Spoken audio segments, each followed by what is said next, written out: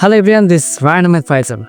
এই মুহূর্তে আমরা আছি বাংলাদেশের দক্ষিণের একদম শেষ প্রান্তে, এবং এইখানে সব থেকে বড় একটা পেশা হচ্ছে মানুষের গবাদি পশু পালন করা এবং সেই সাথে কৃষিকাজ করা, হাঁস মুরগি পালন করা। এটা করে তাদের প্রধান জীবিকা তারা নির্বাহ করে।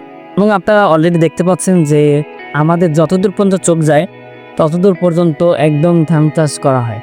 এবং এটার মূল কারণ হচ্ছে ভিডিওটা করার, যে আমরা এই যে ধান থেকে চাল পাই বা চাল ডাল যেটাই খাই না কেন, চাল ডাল শুরু করে এভরিথিং কিছুই আমরা সব কিছুর পিছনে রয়েছে এই অবদান, এবং তাদের অবদান কখনো ভুলে যাওয়া যাবে না।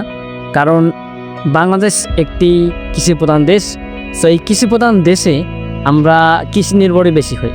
এবং এই যে আমরা দিনে যে যা কিছু খাই না কেন, ভাত থেকে শুরু করে আমরা যেটাই খাই না কেন, সব কিছু কিন্তু এই যে ধান চাষ করে মানুষ, কৃষকরা, তাদের অবদান। তো কৃষকদের অবদান অনেক বেশি এবং তাদেরকে আমরা যেন সম্মান করি, এটাই হচ্ছে এই ভিডিওর মূল বিষয়বস্তু। আপনাদেরকে দেখাচ্ছি যে দূর দূরান্ত পর্যন্ত একদম দেখেছেন যে সবগুলোই ধান চাষ করা হয়।